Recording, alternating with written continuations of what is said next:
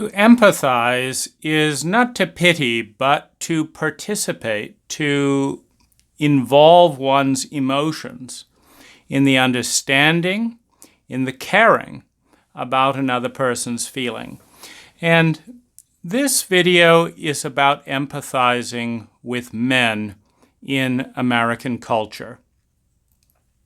Now, there are certainly echoes of American culture in many worldwide cultures, but America, more than most cultures in the world, emphasizes the chauvinism of overvaluing masculine energy and undervaluing feminine energy. And so if we look at the yin-yang polarity, the masculine-feminine polarity, not the male-female polarity, because when we're talking about masculine and feminine energy, every human, every male and every female, has a mix of masculine and feminine energy. And although females are biologically predisposed to emphasize feminine energy more, and males are biologically predisposed to emphasize masculine energy more, as our culture and our recent feminist experiments have shown us, many women can be more masculine than men, can be more assertive, more dominant, can get to the point, can be more self-centered, can be more driven, more focused, more proactive, etc. In each of these polarities, we have dominant, submissive, we have assertive, receptive, we have giving, receiving, we have speaking and listening. In each of these polarities, an equal amount of masculine and feminine energy, of masculine and feminine protocol is required to exchange energy. And it's really good to take a step back and look at this scientifically and see, for example, in the electrical energy system.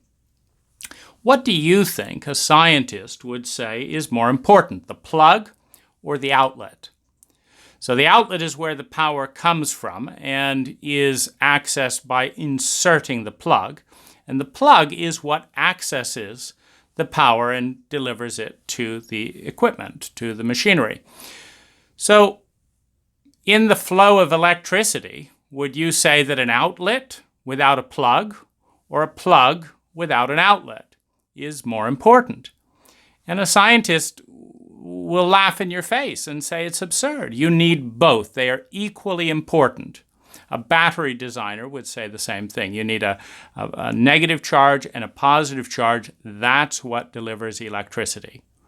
One is not cooler than the other, because what culture does, and particularly American and aspects of Western culture, what culture does is it tries to convince us that plugs are cooler than outlets, that masculine energy is cooler than feminine energy. And you can even see this in the hierarchical framework. It's like, what is cool? Well, you just put it on the spectrum. You have an empathic spectrum where on the one hand you have the warmth of empathy, and on the other hand, you have the coolness of sociopathic detachment. So even within that spectrum of empathy and dissociation, of warmth and coolness, our culture aspires to be cool. It aspires, its very value definition leans towards the sociopathic side of the empathic, sociopathic continuum. In a heat continuum, you're dealing with heat, in this case, emotional heat, and empathy is warm, it's very liquid, it's responsive. Cool is very distant, very sociopathic, very unaffected. And we reference coolness as one of the highest cultural deities, not by accident, but because it is masculine in its individuation. You see, empathy is about the circle. Empathy is about we share this environment together. We share this feeling together. We share this culture together. Empathy is about sharing. And coolness is about I'm good, meaning I don't need any help. I'm not going to give any help. I don't want any help. I don't want any closeness. What I want to be is a flashy, controlled, articulate, sociopathic mastermind that knows the right thing to say to feel superior to everyone else, that knows the right thing to wear to be better than everyone else, that knows how to be completely unapproachable emotionally because, hey, I'm cool. I'm cool. And it's a performance in many ways of a caricature of an individual.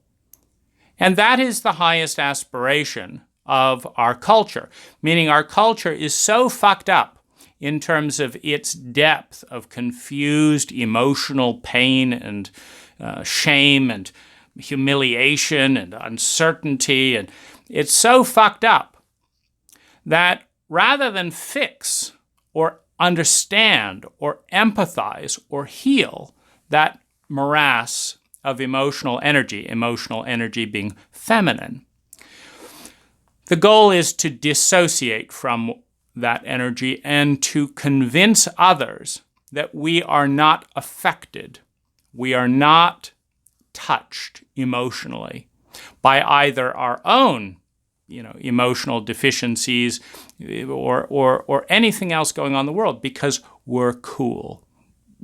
And of course, having understood that our culture is set about the process of disowning the feminine by disowning emotional vulnerability, every product designer is out there trying to say, if you wear this clothing, your emotions will not be examined. You will be apart from the crowd. You will be cool. You'll be separate. And you'll be attractive as something out there, beyond the confusion, beyond the shame, etc. You'll be attractive and you will be apart from all of the bottled up and convoluted feminine energy that piles up in our culture for the simple reason that neither our parents or our education system, our employment system, chooses to deal with it. And in a culture that elevates one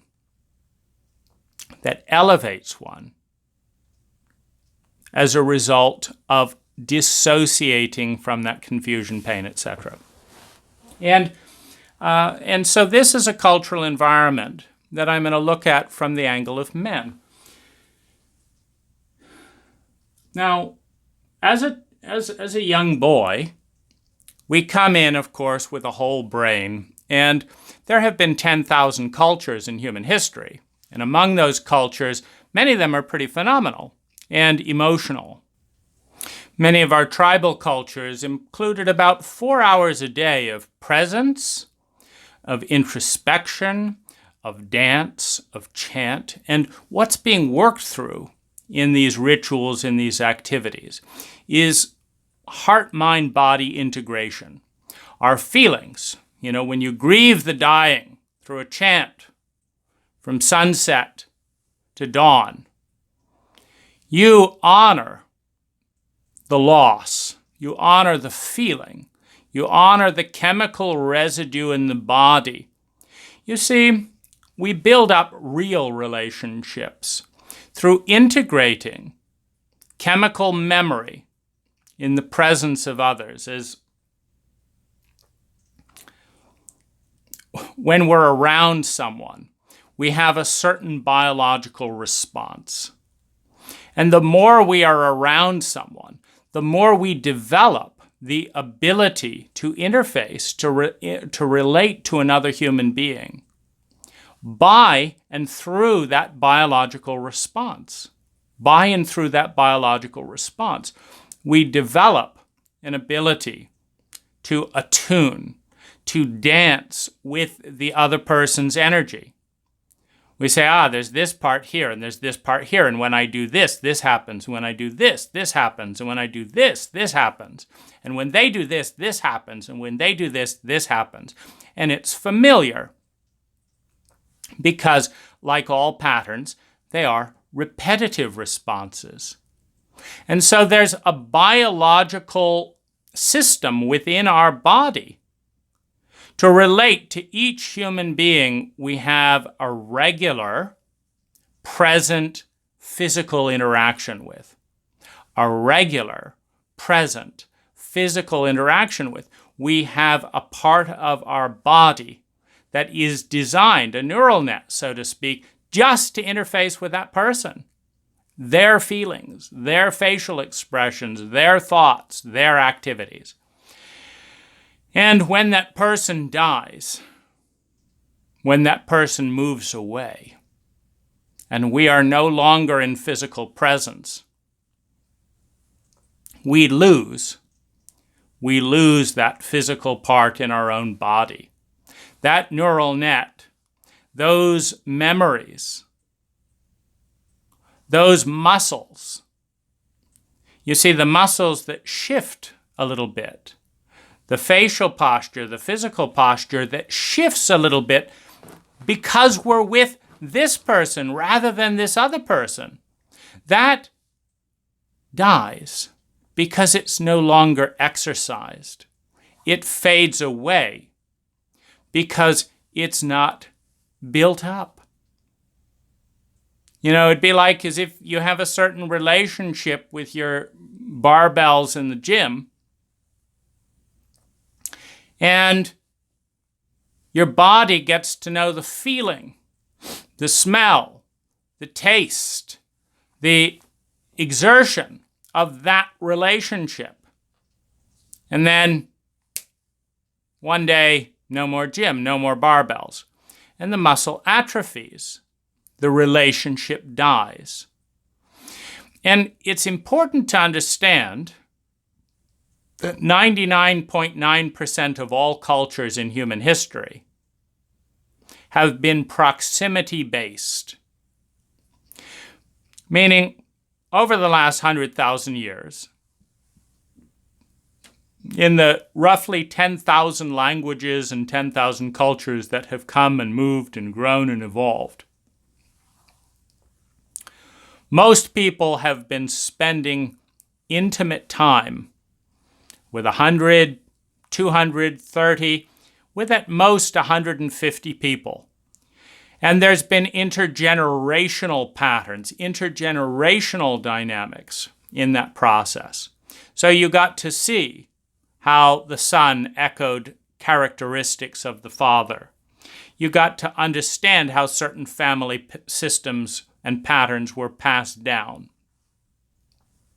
One understood the habits of different families and their consequences, as certain people, for example, grew their wealth in various forms, and other people, diminished it. There, you were known by your physiological impact. You didn't need an ID card. You didn't need a PIN number. You didn't need a social security number. You didn't need a passport. You were known in your community. And you were known in the way that our bodies have always known. I've been here before. This is how I feel in this place, in this situation. We are known here. People have a patterned response when we walk up that meets the patterned response we have as we walk up. And there is a relationship of those parts. And in the present day America, where a majority of men do not have a single friend who knows them intimately, who understands them, who they can speak and share everything about. Not just a friend, we're not talking about the level of someone who would dance from dusk to dawn, someone who would know how to weep at a funeral, someone who would celebrate with real joy in the physiological expression of joy, not the emoji of joy, but the leaping, the running, the excitement, the celebration, the breathless anticipation of an embodied culture, of an embodied life, where there are no emojis and texts and this and that and the other. You actually have to go on a journey, which on horseback or on foot, by the time you arrive at the person you're going to see, you're not just in the neighborhood casually. There's nothing casual about it. It's an attunement expedition. When you go to a sacred place in a landscape that you visit a few times a year that's part of your cultural heritage, it's not because you're in the neighborhood. You take a week, you take 2 weeks, etc. You set off and you remember. You reorganize. You remember the physiological sensations, the smells, the taste, the touch of that journey. And many of us don't have that. With a person, with an individual, things are changing too quickly. We go back after 10 years. Half the people have moved away, the others vaguely remember something, but their biology is dead. Their biology is dead. The memory of that interaction has died. And what's left is a mental replica, a mental version of that memory. It's not an embodied emotional memory. Now, in our culture, 20% or so of the probability field. The probability field is what an infant is easily capable of when they come in. So, you and I are born, and, if we want to develop, learn Japanese, if we want to,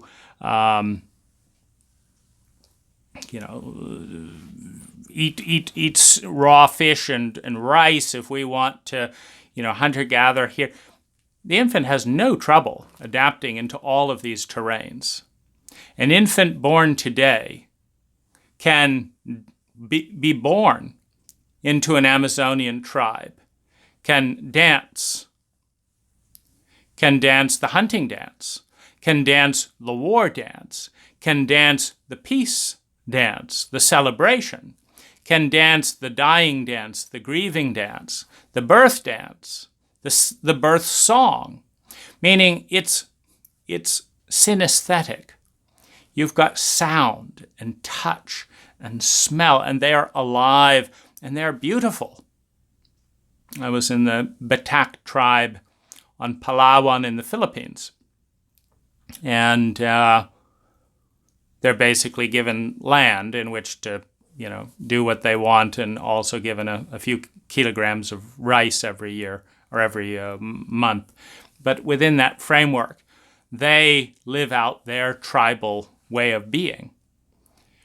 And a family of 8 that I visited out in the jungle, I looked around and I learned a little bit about them.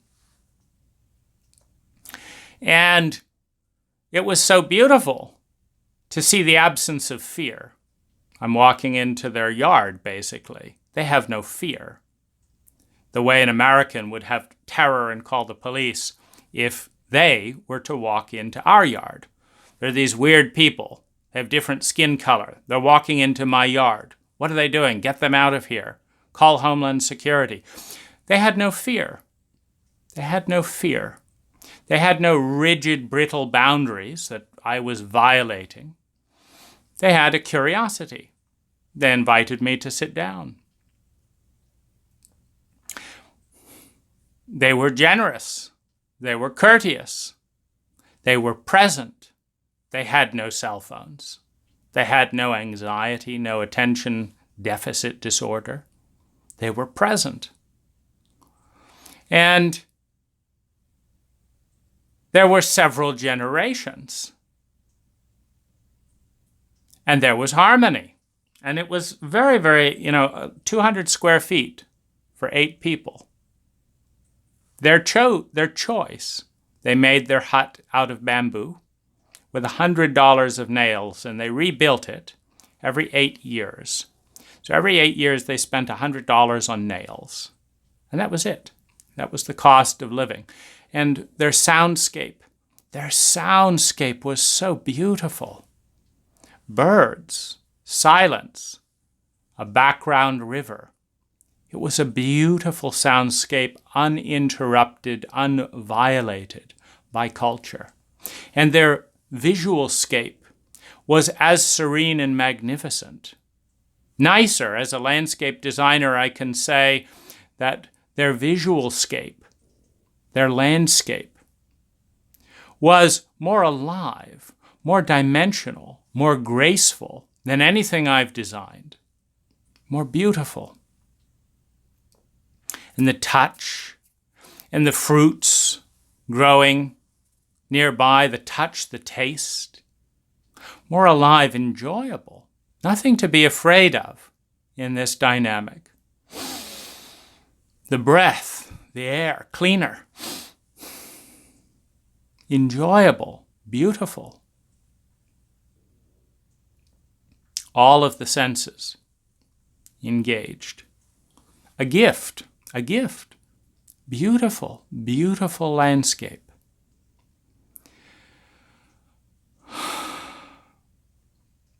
I could see no signs of dis-ease, except for those that I brought with me, including the fear that I might not be able to make a transition back to a landscape such as this.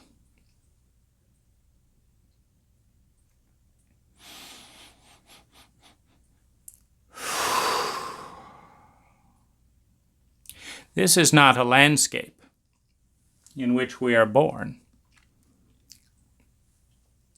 And although the brain and the probability field of the infant arrives whole, the bit that remains after so much is pared away by the parents, the mother that can't go into fear because fear is taboo for X and X and X reason, the father that can't speak about desperation,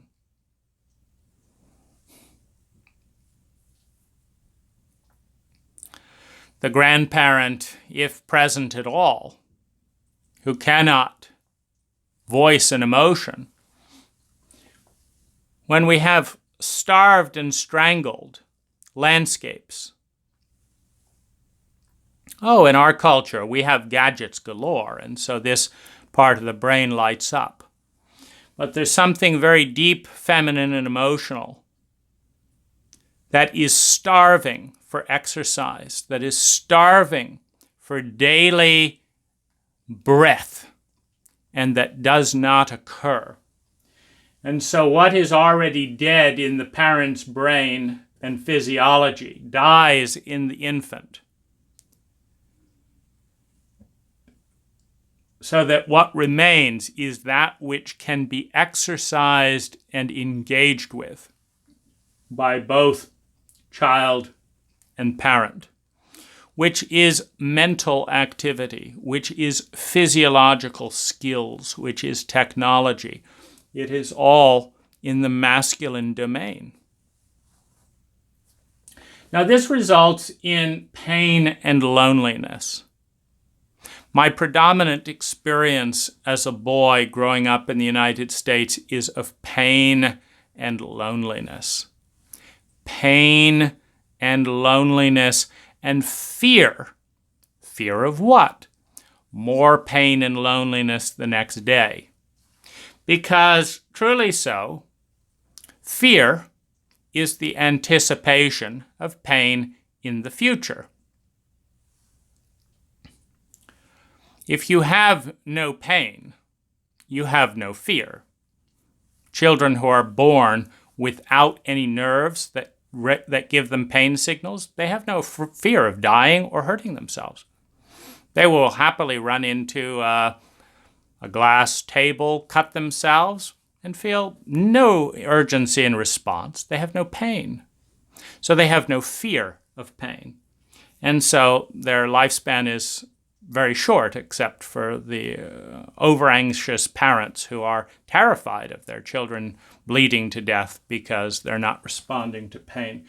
When pain and loneliness is not acknowledged within the physiology, you see, when you can have excruciating agony on a child's face, their physiology, and the parent looks at the situation and makes a calculation.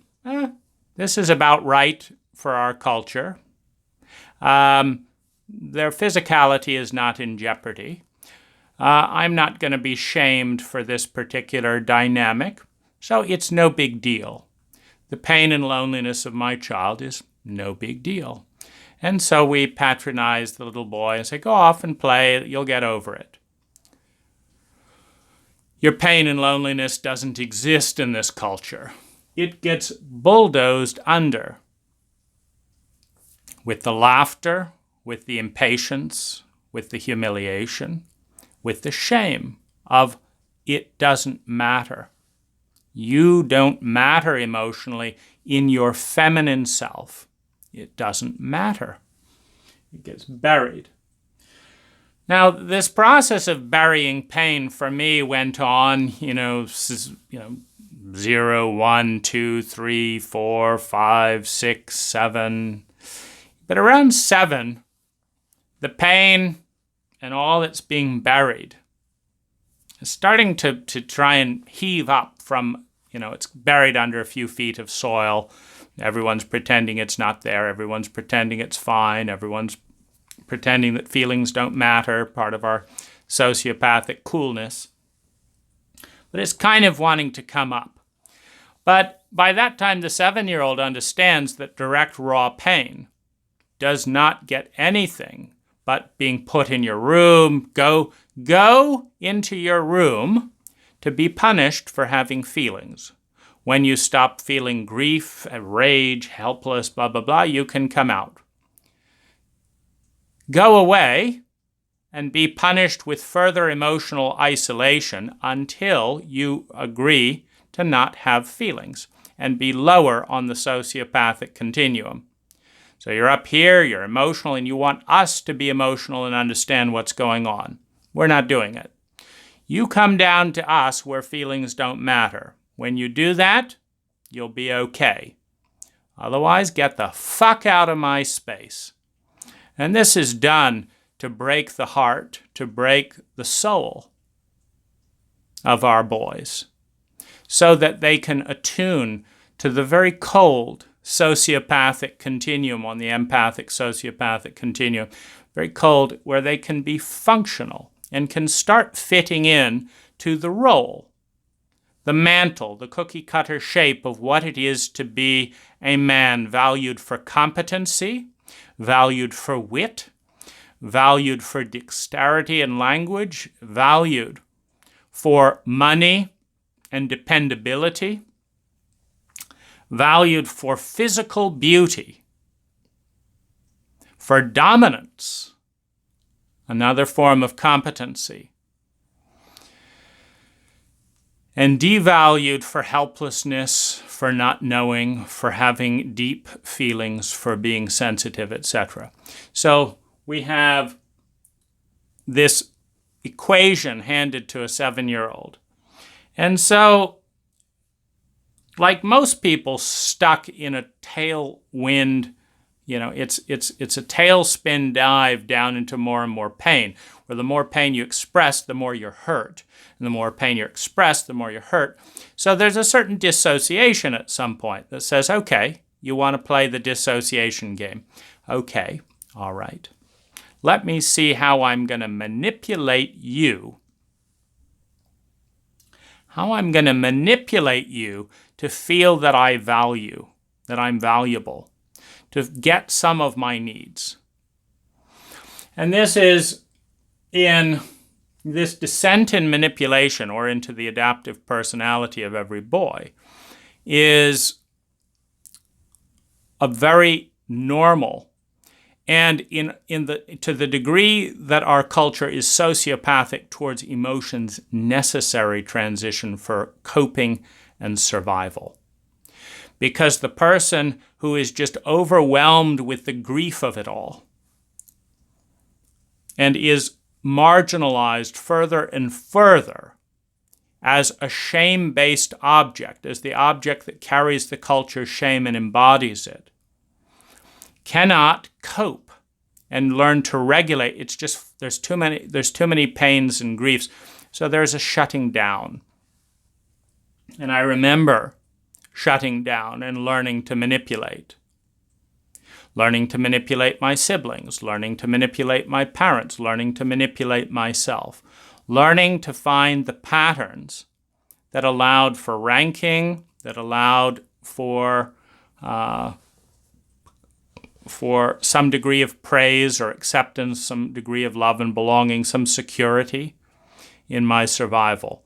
This is a profound disowning of the self and a going into the cultural coding algorithm to find out what gets a perk and what gets harmed in this cult. And it is a dissociation from the self, which produces more pain, more loneliness, more fog. Because the deeper one goes into the cultural coding system, the further away one comes from oneself. There's a process of being lost. And there's a subsequent darkness. And in that darkness, which is systematically and routinely ignored by the parents, by the teachers, other than the manipulation that gets out of bounds. Expected manipulation is even encouraged. As parents remember their own process, they are comforted by the familiarity of the abuse, the familiarity of the pain. And it's like, okay, the cult is functioning. The cult is doing what it's supposed to be doing. But there is a darkness. And in part because of that darkness, in part because of the rage that is beneath that darkness, because the rage is what has been taken from me as a human being, as a spiritual being. The rage of the wounded, denied, shamed feminine self that can't get what it needs to be majestic. The terror and loneliness as we go down into darkness, that is condoned, that is seen as progress, because with that darkness also comes a certain docility. You're buckling down, you're learning your mathematics, you're learning your algebra, you're learning your calculus and all the things you're never going to use for the rest of your life. Good. Now, as we go into adolescence, we first of all have the reminder that anyone who has feelings or is sensitive or is feminine will and is humiliated in high school. Homosexuality, tittered at, humiliated, marginalized, ostracized.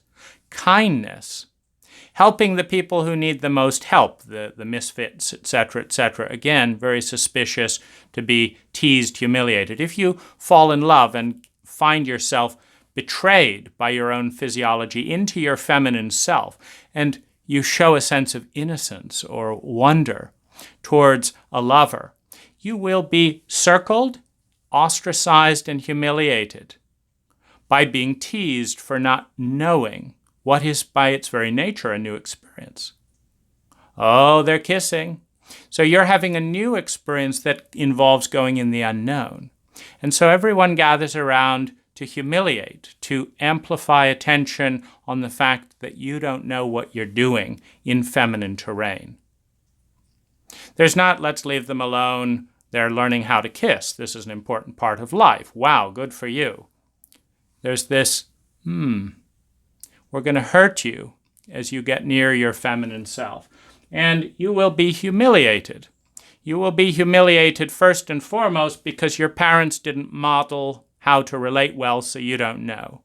Secondly, you'll be humiliated because your, quote, education system has failed to even mention the single most important part of any culture, which is human relationships. It didn't tell you how to be a good husband and how to be a bad husband, how to be a good boyfriend and a bad boy. The cult has deliberately withheld feminine subjects from the curriculum so that your femininity will fail. Theirs will and yours will. You will stumble. In a cult like this, you will absolutely crash and burn in romantic terrain. And having set you up for repeated and sustained failure, it will then judge you, not based on the degree of failure, which is inevitable. It will judge you based on how much you are sociopathic. In other words, if you say, no big deal, she's just a girl, we fucked a few times, I'm over it, you will rise in ranking. If you say, I don't understand, I don't know, what did I say? You will be circled and humiliated because you're telling the truth.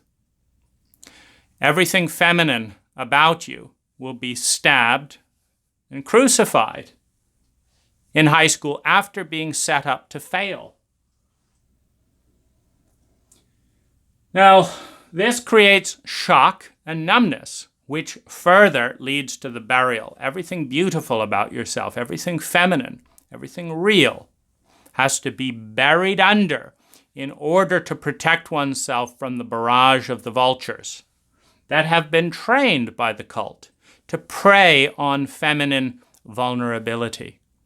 Weakness is, of course, correlated with femininity, which is in turn correlated with feelings, which is correlated to vulnerability. It is a lie, but this idea that if you are affected by others, if you are not high on the sociopathic continuum, this idea that you are weak because you are feminine is regularly fed and portrayed in the drama of high school, in the drama of sitcoms, in the drama of our cult. And all emotional intelligence has been denied you. Your parents didn't sit you down and say, we have a hang-up about this. Mom has a hang-up about fears because she had this panic and she felt terrible and all her teenage kids humiliated her. So she will not go into fear. So she does really dumb things because she pretends she's not afraid, or she acts out her fear, but says, no, she's doing it for logical reasons. She's resigning her new job that's dependent the family for money because she's following her dream. She's not afraid of failure or anything like that. There's this denial pattern. And over here, okay, your dad, well, he can't deal with feeling like he doesn't know anything. Every time he didn't know anything, he was called stupid. Of course, 99% of the world is unknown. He doesn't know 99.9% of all there is to know. But he just protects himself from that by staying very small. He has a very small world where anything that's foreign, he tries to get rid of it. He doesn't like foreigners. Get rid of them. Kick them out of the country. He doesn't like traveling. Why should we go to other? We're the best country in the world. He doesn't like reading other new books and perspectives. It was, what was good enough for my dad was good enough for me. And all that he's trying to do is desperately avoid the unknown, because within the unknown is correlated his reference of stupidity. And his reference of stupidity and his fear of the unknown and not being knowledgeable in any domain keeps him so small that effectively he becomes stupid. Because everyone else who grows out beyond and explores this understands there are other countries that are better than ours at this and better than ours at this and better than ours, but not Dad. Because that would involve him going into the unknown, which would expose him to humiliation. The internalized voice of his father, of his peers, that are going to tell him every single thing he encounters, and he has no idea why they're eating grasshoppers, why they're doing this, why they're smiling at people more, why they're warmer here, why they don't have homeless. Every single thing that's unknown. The feminine is the unknown. And he was shamed for not knowing. And so he's determined to stay small in the terrain that he knows. This wasn't explained to the child. It wasn't explained to you and I that this was going to, mark the template. Nor were your own feelings explained, like how the intergenerational abuse cycle goes down, where the same father that was shamed for not knowing stuff is going to shame a 5-year-old for not knowing what calculus is going to shame a 7-year-old for not being as smart, and is going to obsess around you knowing everything. And why do you need to deal with foreigners? But know all this stuff, know what I know, but don't know anything else. And why they're going to do that? We have no emotional literacy. There's no explanation by a teacher, oh yes, your father is very provincial and very limited because he was in an abusive culture like ours that shamed him for being feminine. That's why he doesn't know anything outside the little box that he's an expert in. That's why he won't ask for directions.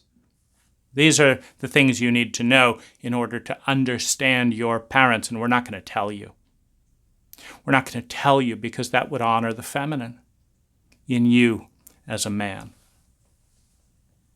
Now, the trauma of being buried, of being in the darkness, of being humiliated, of watching the feminine self in your peers be tipped over into the rubbish bin and hurt badly, raped, betrayed, and set fire to.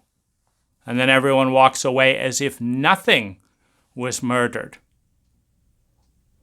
The feminine self is raped, denied, betrayed, set fire to, and walked away from by the sociopathic chicks, the sociopathic bullies,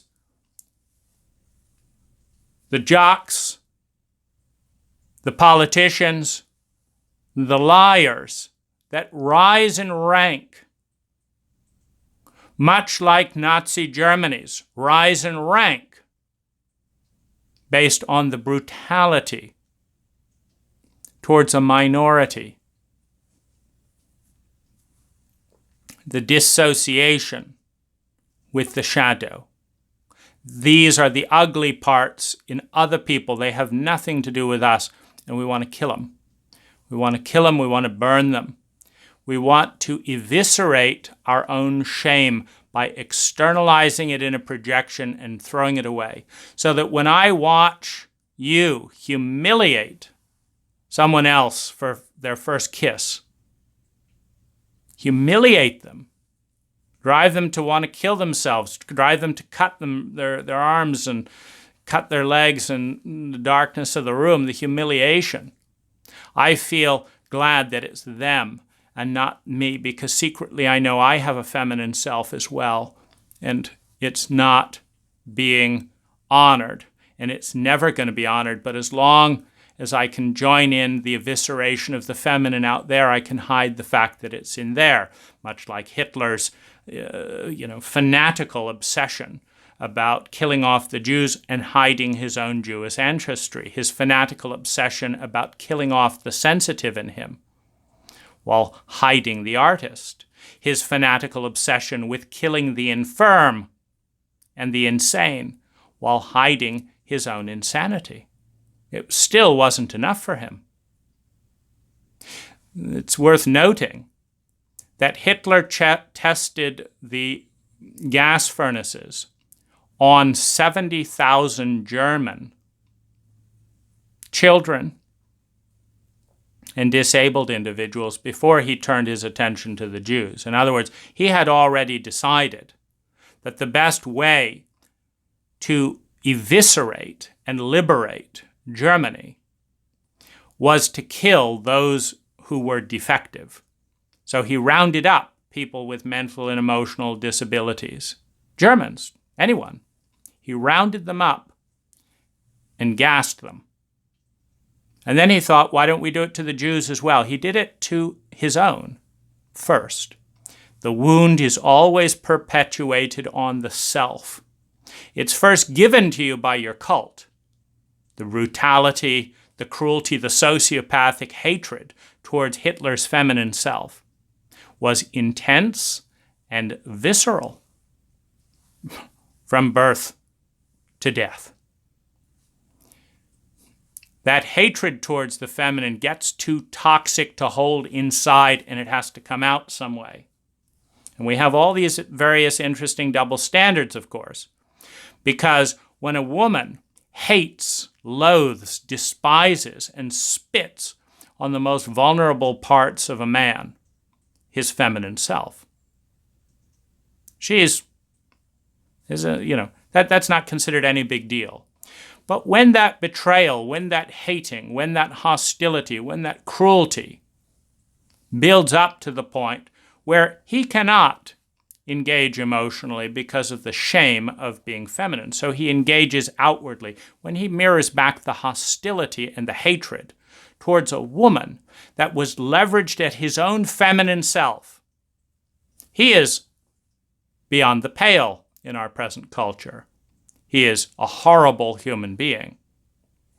Meaning this entire protocol of loading up a man's feminine self with darkness, with manipulation, with sociopathic, strategic, icy numbness, filled with fear, with hate, with rage and unconsciousness, that is sanctioned as good old American cult.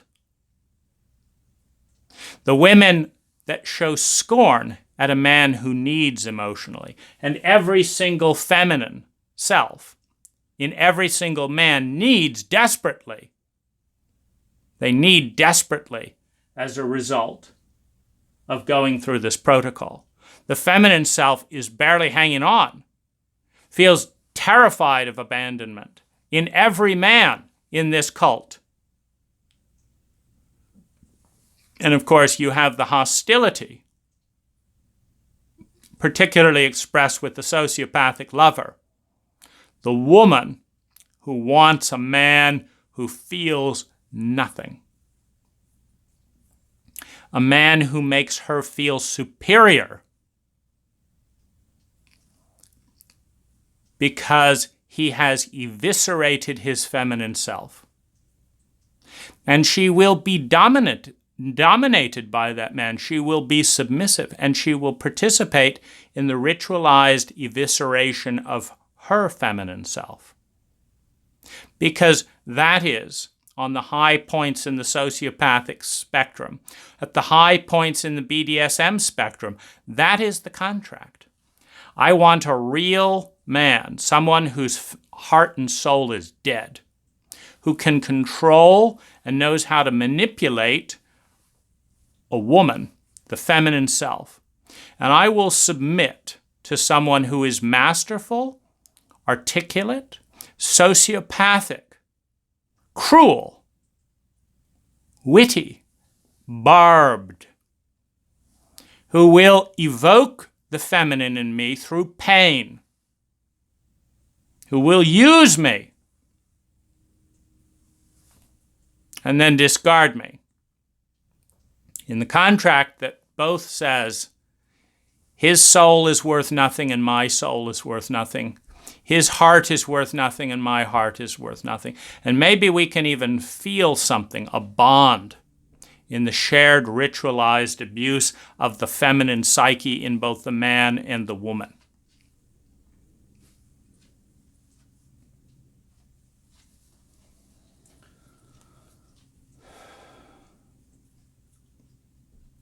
Now, we are, of course, illiterate about trauma as well.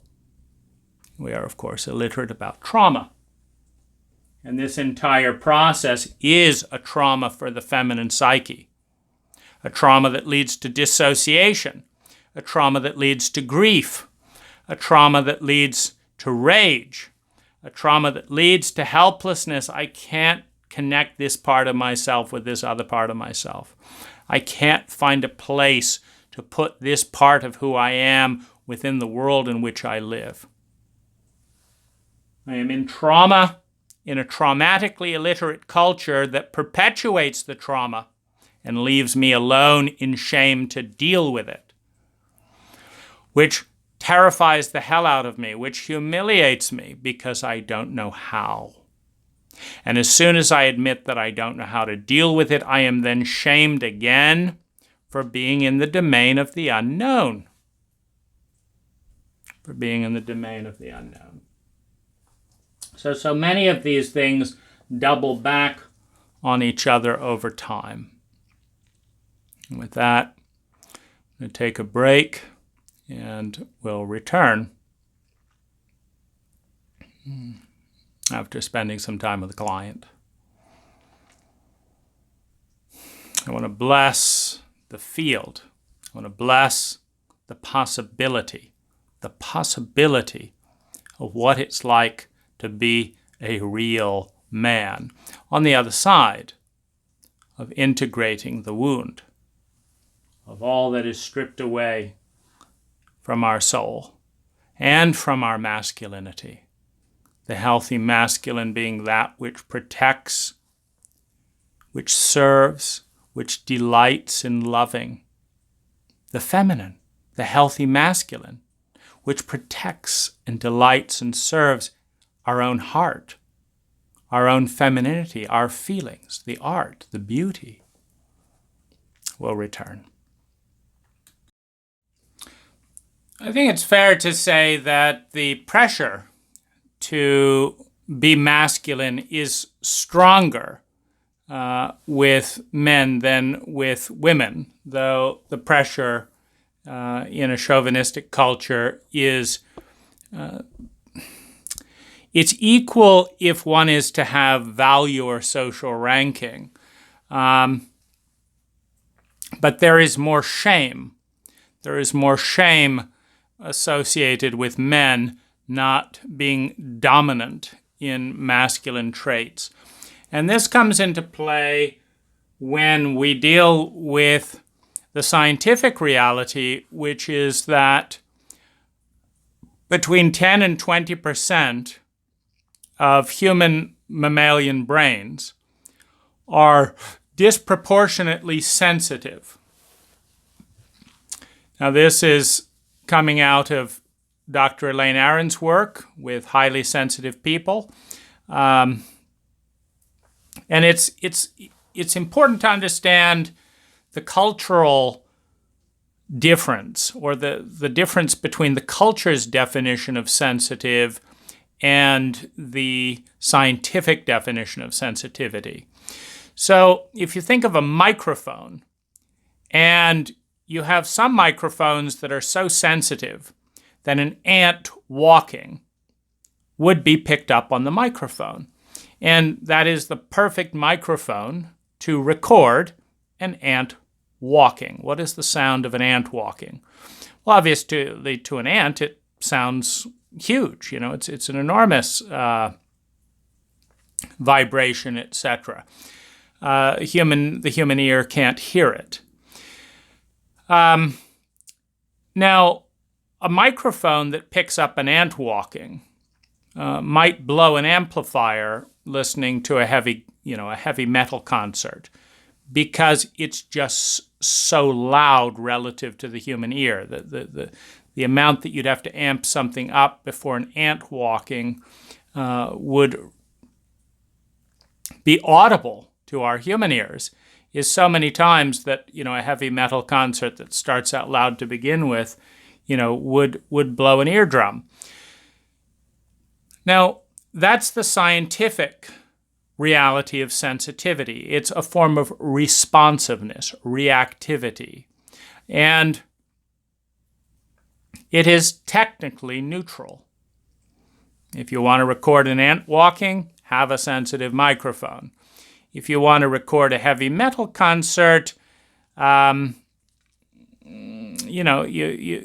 got to tone it down to a degree that keeps the sound relatively crisp, but is not overblown, to the human ear. Now, culturally, when we talk about sensitivity, we often mean politeness, which is culturally referenced. Sensitives are not culturally referenced. In fact, sensitives can be some of the, quote, rudest human beings in a culture. Why? Because the culture is tuned to the volume setting of the majority. And a majority are numb, are dull, are not sensitive, relatively speaking.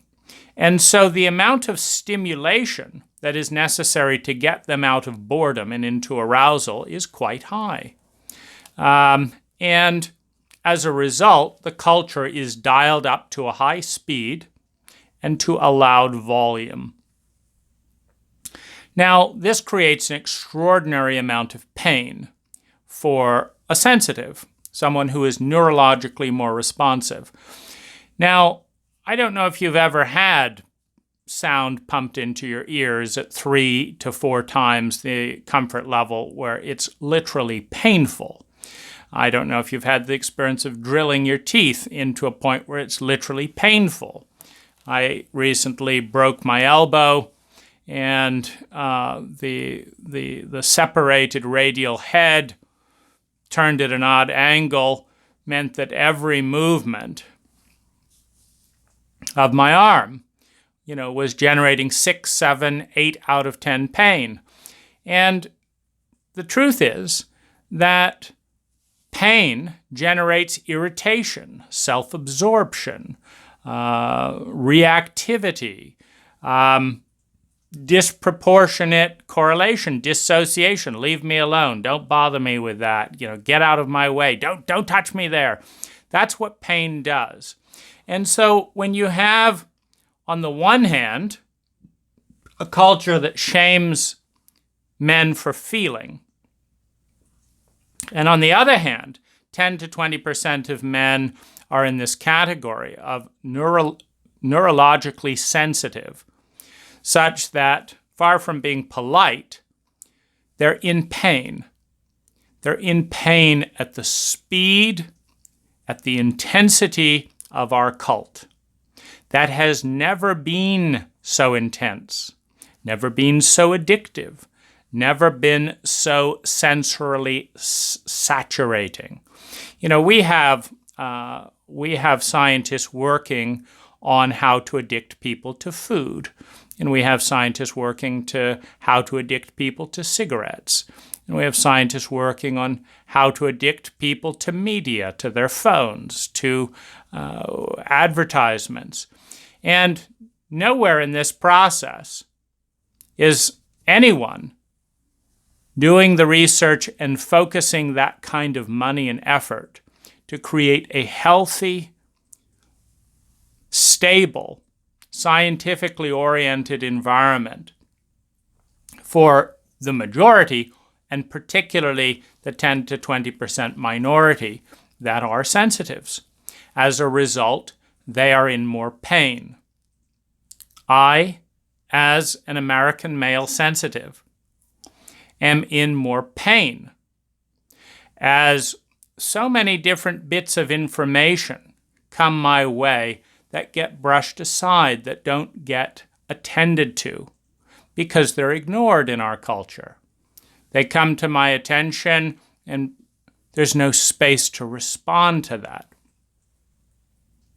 Whether that's in business, whether that's in school, whether that's with parents, whether that is with the hectic mandated pace of U.S. relationships, in which even relationship teachers often spend as little as an hour of quality time a day with their partner, which is lower than almost any tribe in human history of those 10,000 tribes, of those 10,000 cultures in human history, those 10,000 languages. The vast majority of them, for the vast amount of time, had close proximity throughout the day.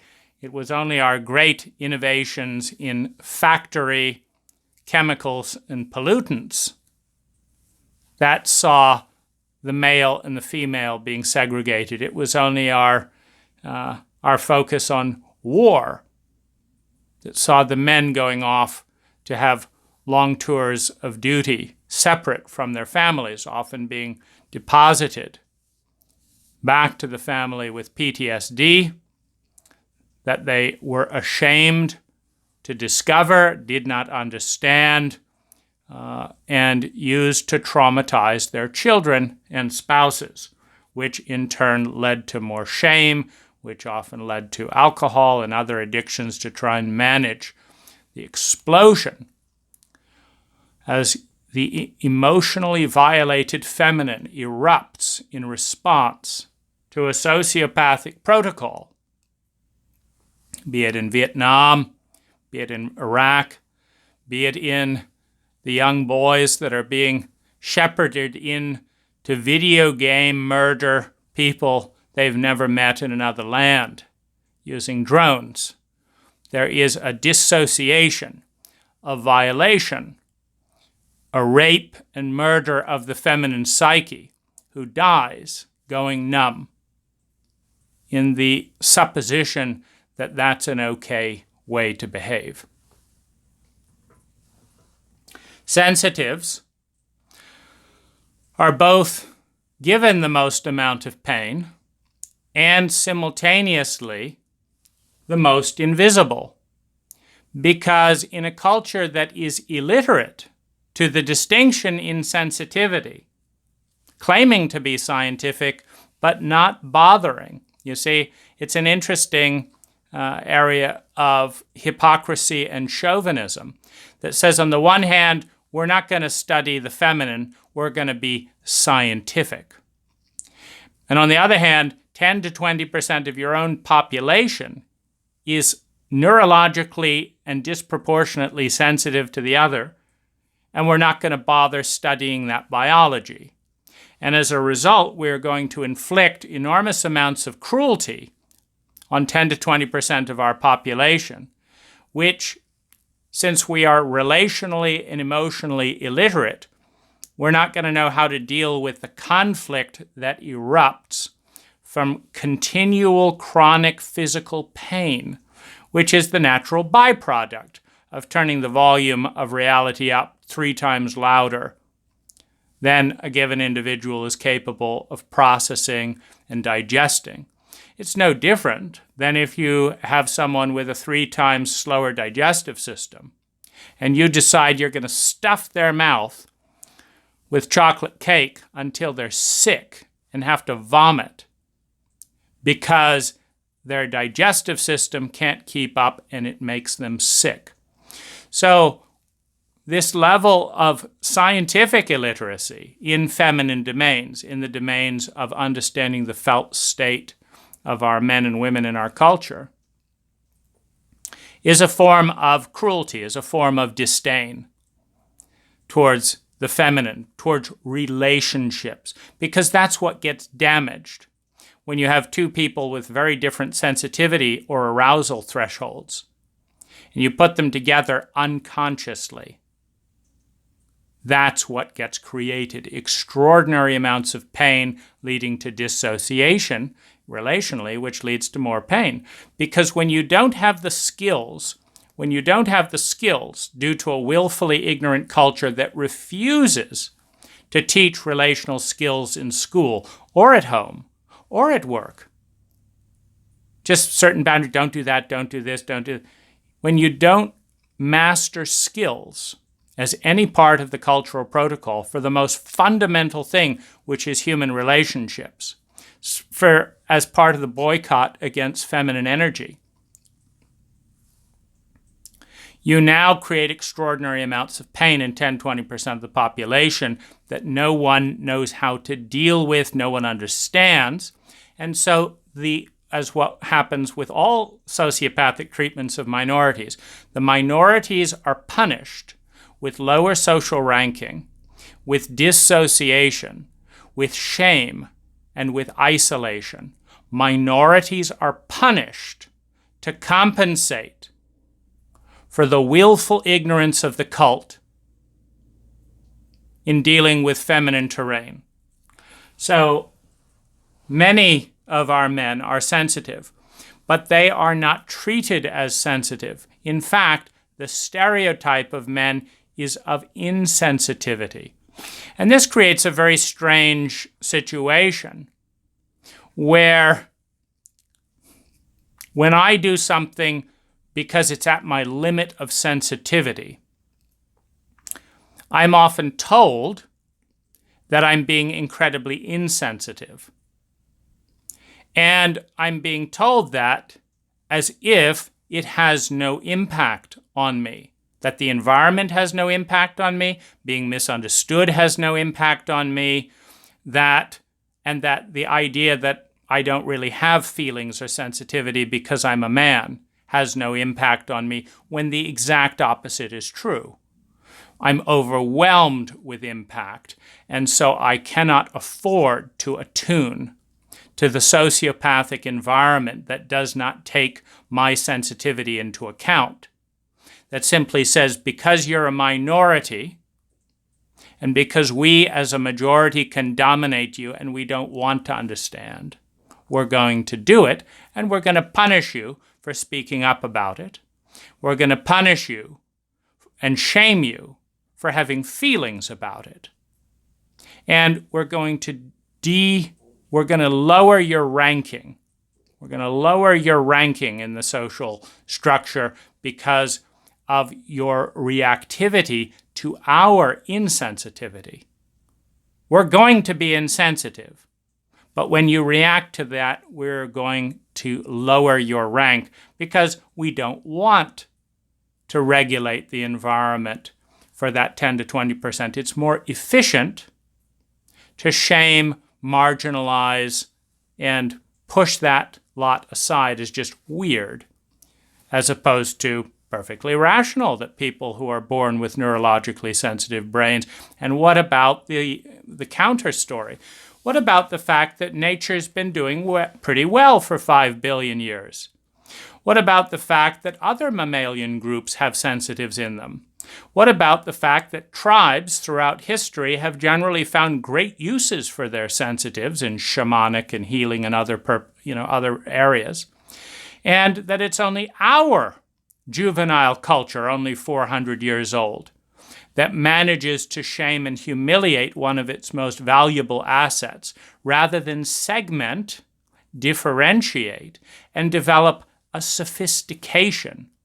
You see, if you just say add 3 tablespoons of salt to every dish, it's not very sophisticated, is it? Some dishes are already salty naturally, and that makes them taste disgusting, but why do we want to differentiate? It's a sophisticated culture that segments people into distinct categories, that understands that all traits are neutral, and that if nature is producing 10 to 20% in mammalian species of highly neurologically sensitive brains, it's because nature believes that they have a role in the survival of the species, perhaps a very significant role in the survival of the species, and that we ignore our sensitives at the peril of our species, and that the very predicament we find ourselves in ecologically is precisely because of the arrogance, of the chauvinism,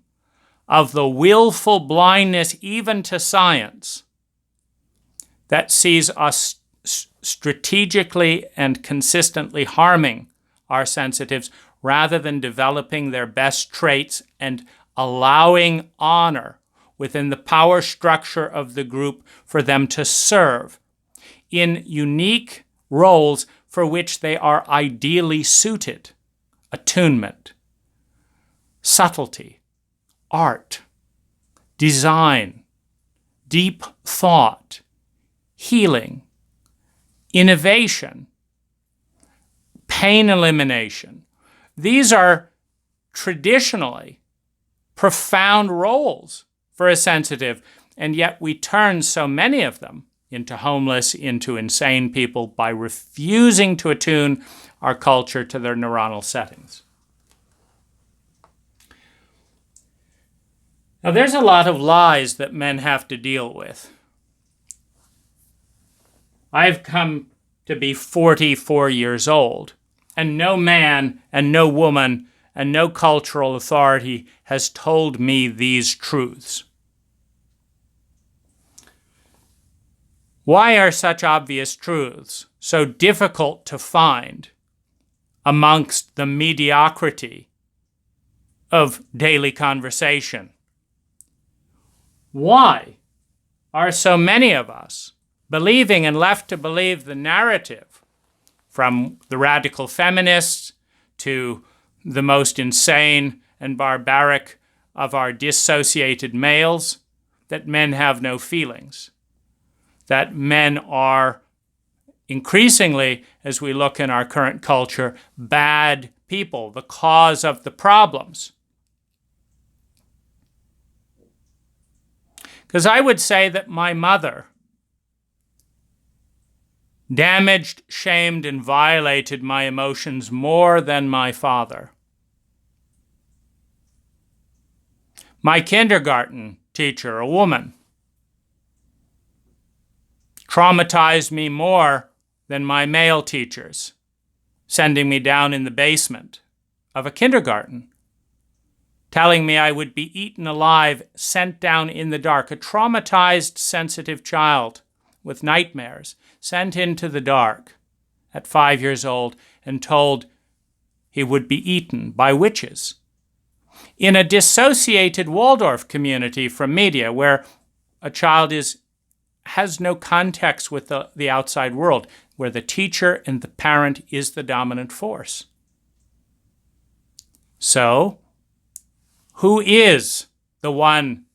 are the individuals that fill our boys, our men, with shame, with horror, with the message they have no feelings, that their feelings don't matter?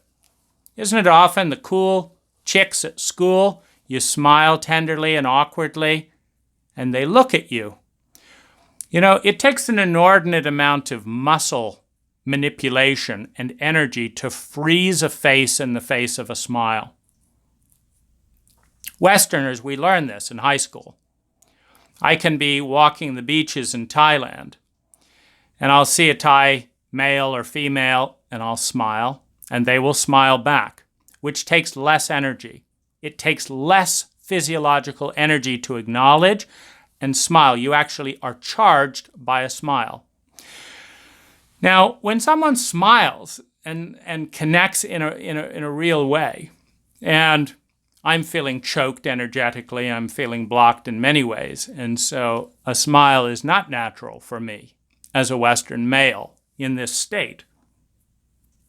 But often after I've got the vibe, and it's one of the reasons I love going to Thailand so much, often when I've got the vibe, when I've caught the infectious nature of the smile, it's so much fun. It's so beautiful to smile and be smiled at by men and by women who are not afraid of the femininity, of the openness, of responsiveness, the femininity of the smile, be it a male or a female. It is saying, I see you and I open my heart to you and I open my body to you. It's a feminine gesture of responsiveness. You matter. You, a stranger, you are one of the other. And we are one at some level. You matter to me, a stranger. It's a very feminine message. And I can tell the foreigners from the Thai, because the foreigners will go to great efforts to do the exact opposite. You smile at a foreigner and say hello, and they will keep, this is a studied effort. And it's very important to understand that with mirror neurons, the foreigner, the Westerner, has got to coordinate more than 100 muscles, and he's got to block more than 100 reflexes in order to stay and give the message, fuck you, you don't matter at all. How dare you presume to have any influence on me or to be affected by me. I'm an isolated individual. I come from a Western cult where we learn that everyone's an island, that no one's connected, that I don't matter to you and you don't matter to me. So I'm going to go out of my way to train 100 muscles at physiological expense, because the body wants to react. It's feminine by nature. Children can't pull this off. It's a studied, mature, sociopathic protocol that says, fuck you, I'm separate, you're separate, and I'm going to spend energy to prove it. I am going to spend energy to violate 5 billion years of nature by not responding, by pretending that you don't exist. Now, my ears are telling me you exist. You're making a sound. My eyes are telling me you exist. There is a shift in light patterns. You exist, but I'm going to pretend that you don't, and I'm going to go against all that biology studiously, and I'm going to look straight ahead. Because that's the kind of cult I belong to. The kind of cult that would rather spend energy, money, and time proving that we are sociopathic in the face of all the evidence. That's the kind of cult we are. And it's a lie. It's a complete and utter lie. Because we have this phenomena called the mask, which is like, I'm going to put up a mask as if you don't matter, but then behind that mask, of course, you have to tell the truth. If you're not completely numb, you have to know that people matter. And you have little side conversation. Why are people smiling? What's all this stuff? And you have this stuff. But we are lied to about all of this. And we are lied to in the physiology of our cult. We are lied to. And we have bizarre things even in hugging. For example, anyone who experiences a 7-second hug, an oxytocin hug, feels better. Okay, so let's make sure we don't do that, right? So the science says 7 seconds, you'll feel neurologically balanced, you'll feel good. Okay, that's the science. The cult says that's too sensitive, that's too feminine, that's too emotional, that's too close. Are we that fragile? Is the cult such a little house of cards that a few 7-second hugs topple the whole thing? Are we really so pathetic as a cult that we have to shame and humiliate people with their tenderness? Because for all we know, a few 7-second hugs might topple the whole cult. It's bizarre. And we lie about it. We say things, it's not normal. I don't do that kind of things. I don't feel that kind of way. It's just biology. It's just science. You feel warmer and more empathic with a 7-second hug. Physiologically, you are healthier. So it is a lie to say, I want to feel healthy. I want to be a healthy person. And I am going to violate my femininity as a male, as a female, in order to protect cult dogma. Now, all of this process happening leads to the second pain wave. Because none of this early pain and all the adaptation and manipulation, etc., none of the sociopathic game playing in romance, etc., none of the denial of trauma, none of the avoidance of sensitivity and the isolation that comes from that, none of the lies actually solves the core problem that we are a profoundly unbalanced cult that is obsessively pursuing the one thing we have too much of, masculine energy, and obsessively shaming and suppressing the one thing that would remedy all of our dis-ease, which is feminine energy in men and in women. We're not talking gender here. We're not saying more sociopathic, fucked up women would remedy this energy. We're not saying more fucked up sociopathic men would remedy this energy. We're saying more feminine energy in men and women and in the culture would balance the dis-ease. And a good sense of dis-ease.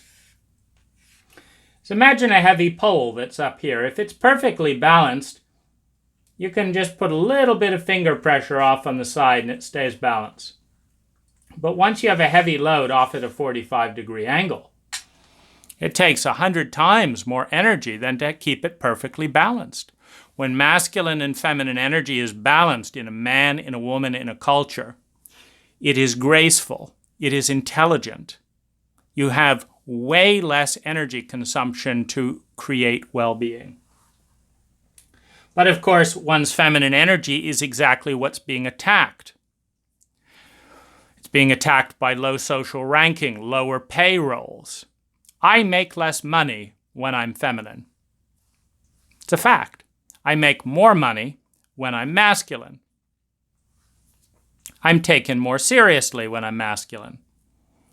I'm given a higher ranking. I'm given more respect.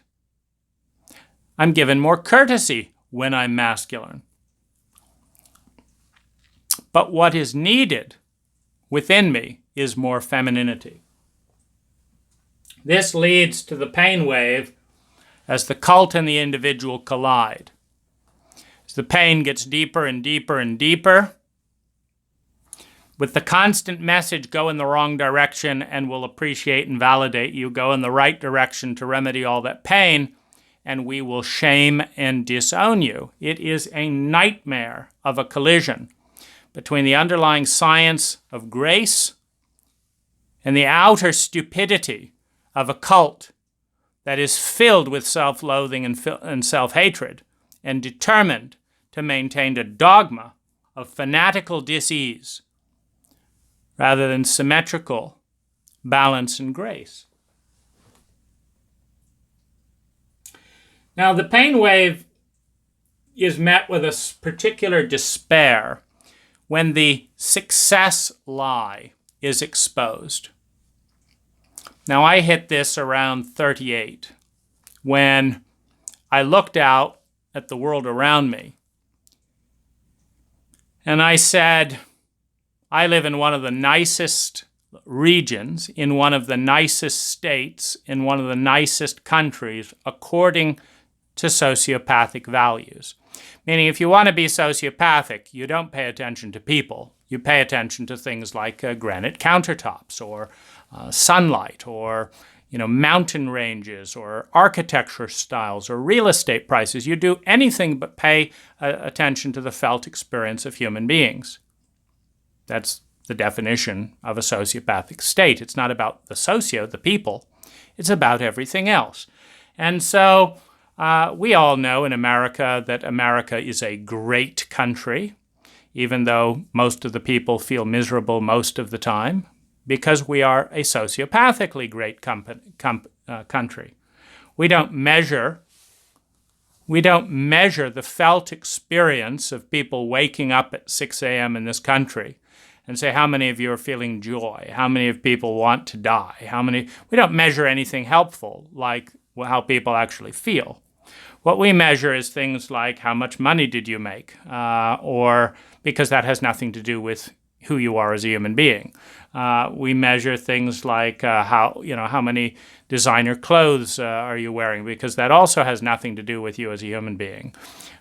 We measure the quantity of lovers.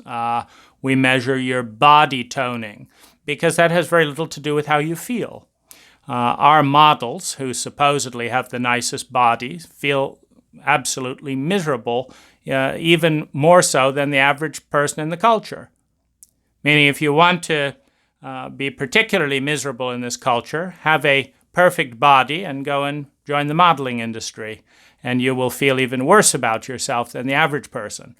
And so I looked around at the promise of my cult.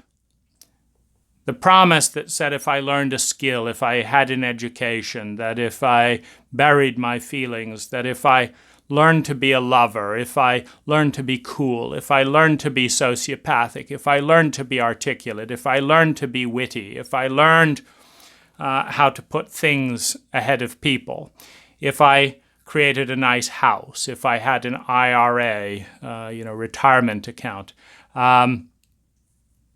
if I had savings, if I paid down my debt, if I had a nice car, if I had delicious food, If I had these things, I would be happy because I would be a success. And, times, come around 38. I work for myself in a great job. I don't have any debt. I have my IRA. I have a house all to myself that I can do whatever I want with.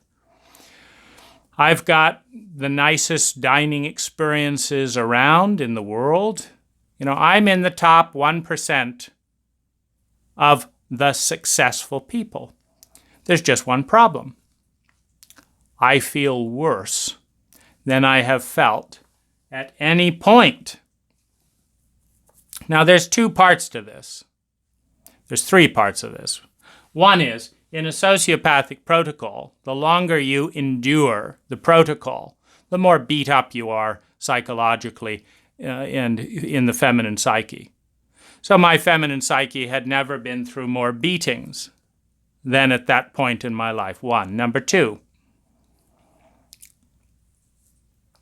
the body, of course, stores a lot of emotional. My body, as a sensitive, is constantly tensing up muscles to try and manage the overwhelm and stress of this, stimulation source or that anticipated terror or fear.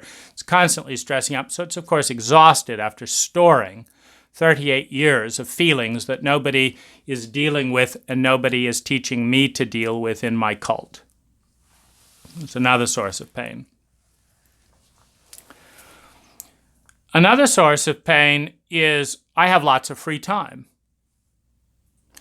And so I have time to take stock of things. When you're rushing around in debt and in survival, etc., there's an adrenaline rush that numbs you to your feelings. And so having made it and taking vast amounts of time off work, traveling, doing what I wanted to do, I had time to actually notice how I felt. And it wasn't good. But the last and very important piece that some of us might not anticipate is there's a lot of hope in the lie that when I make it, meaning have enough money, then suddenly all these childhood traumas, all these humiliations, all the deep rapes and violation of the feminine psyche will just vanish because you are now a success. And the fact that we have relabeled you to our cult standards is suddenly going to change the way you feel. And it doesn't. And so there's a certain hope that maybe the culture does know what it's doing. I feel like shit. I'm in pain and fear, more often than anything else. But maybe the cult has a plan. Maybe when I have the mortgage paid off, when I have this, maybe then suddenly the cult actually knows what it's talking about, and I'm going to feel great because I've achieved all these goals that the cult said was important, and I'm going to have all this money that the cult says is important. I'm going to have all this social ranking that the cult says is important, and I will feel great. So when the reality shows up and I feel worse because I actually have time to avoid the addictive loop of continually trying to do more and more and more and actually feel how I feel. And I look around and I realize that no amount of millions is going to take away the childhood grief of feeling shamed and humiliated for being a boy that had feelings.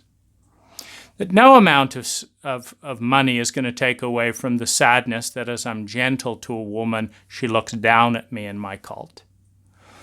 That no amount of money is going to take away from the sadness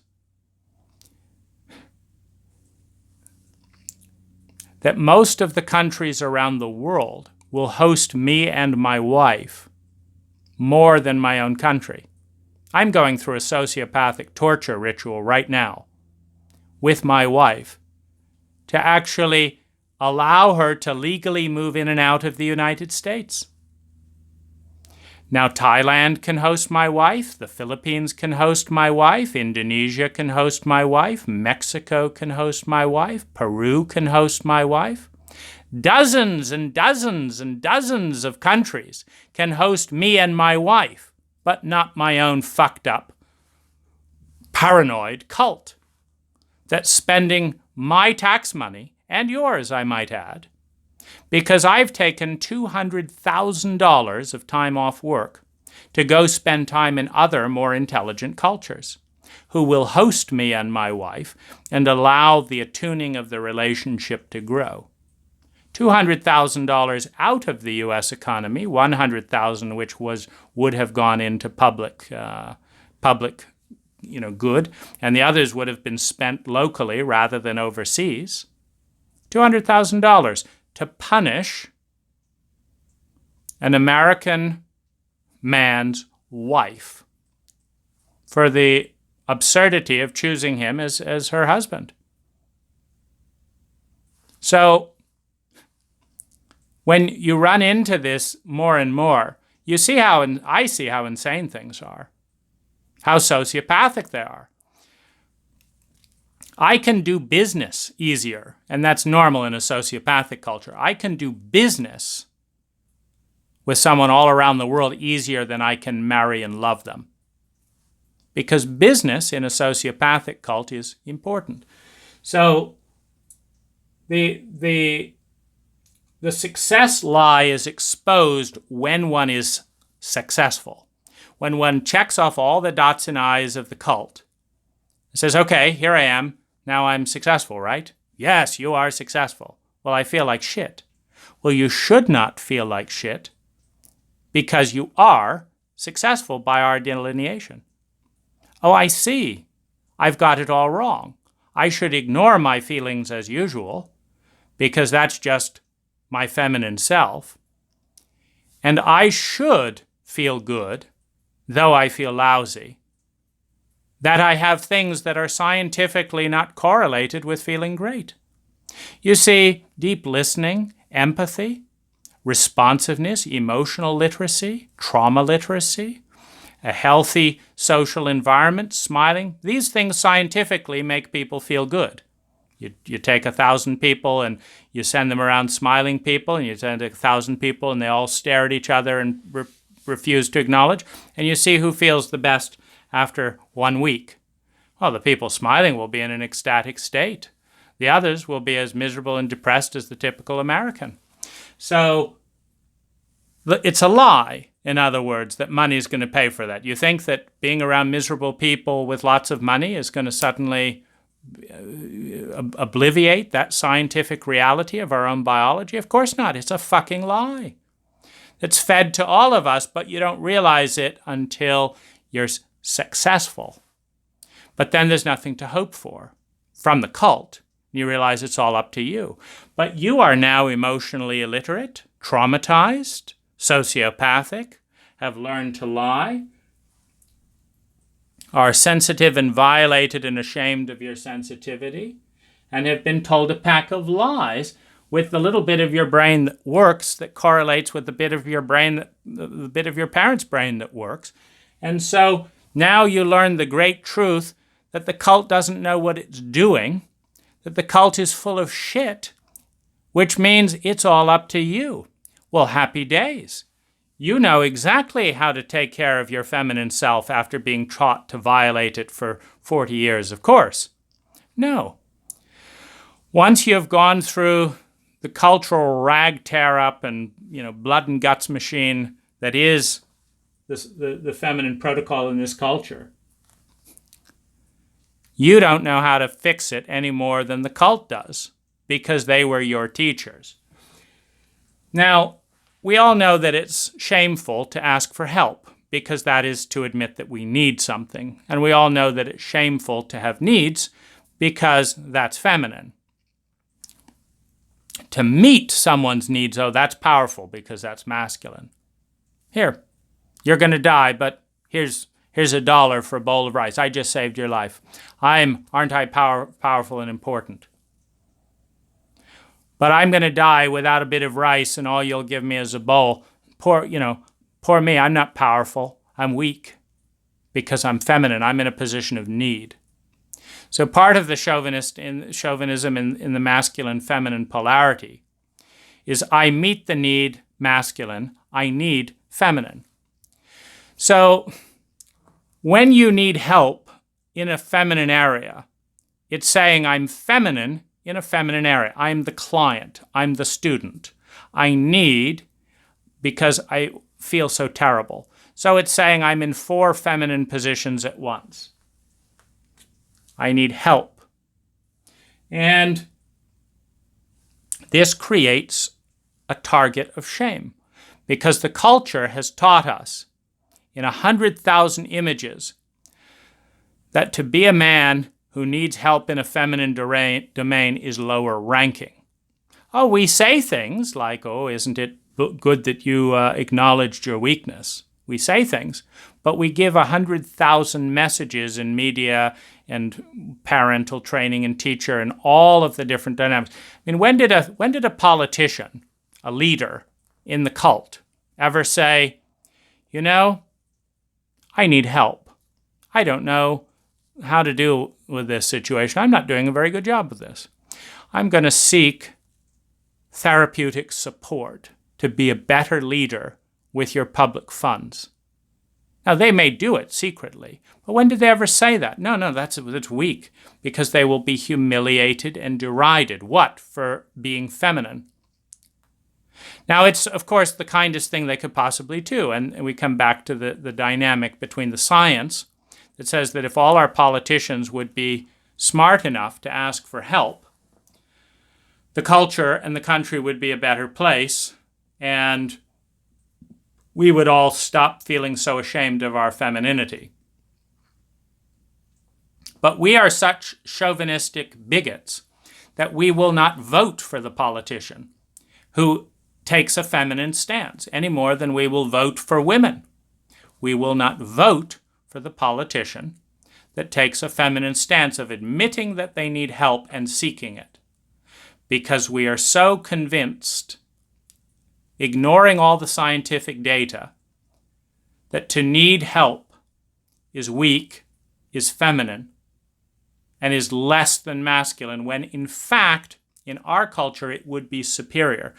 You can say it would be superior because, back to the plug and the outlet question, which is more important, the plug or the outlet? You dummy. The electricity is important. It's not the plug or the outlet, it's the flow of electricity. And since it doesn't happen without a plug and it doesn't happen without an outlet, they are equally valuable from a scientific point of view. Well, when you have a cult like ours that is fanatically generating and hyping masculinity and underselling femininity, you have people who develop plugs and no outlets. So you've got millions and millions of plugs and just a few places to plug them in. You've got millions of people who want to talk and a few people who will listen. You have millions of people that want to tell others what to do and just a few people who will say, great idea, I'll do that. You have millions of plugs and few outlets. Now, in a cult like that, scientifically, the value of the cult will go up if there are more outlets than if there are more plugs. There will be more electrical flow if there are more outlets and less plugs. So you can say that feminine energy in the United States is more valuable in the current state of the culture than masculine energy. That listening is more valuable than speaking. That opening is more value than asserting.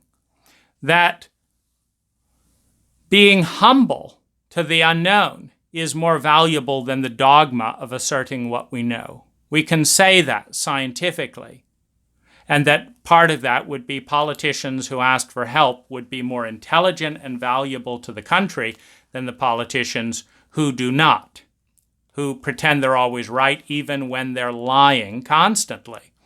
Now, that's fine. It's just the people won't vote for them. We are so chauvinistic as a people that we would rather vote for the con artist lying and exhibiting masculine traits than we would for an authentic human being demonstrating healthy masculine-feminine balance. And so the cult continues with the leaders up on top. Now, where is the only place in this cult where an isolated, shamed, humiliated, sensitive male is going to get some support, some empathy? Well, you could say that 5% of therapists, or 5, 6, 7, somewhere in that range of therapists, are going to be able to provide a place for that pain, a place for that. I want to leave you here because it's a new stage, but in order to go to that therapist, one first has to overcome all of the various hurdles of the violated feminine and still create enough income to not only provide and all that, but to pay for a therapist. That's the first hurdle. Second, one must overcome one's shame of asking for help and needing and being in the unknown because one does not know what to expect before going to a given therapist. So one has to go and face the very thing that makes it hard to face, meaning if your feminine side was treated like a respectable not part of the culture from birth, then asking for help and going into the unknown and connecting around feelings and talking about feelings would be easy. But it is precisely because of this abuse that it is hard. But it is precisely that hardness what one must go through in order to seek help from the one pocket of sanity that our culture offers. Here, go pay this person to listen to your feeling. And I'll leave it with that for now.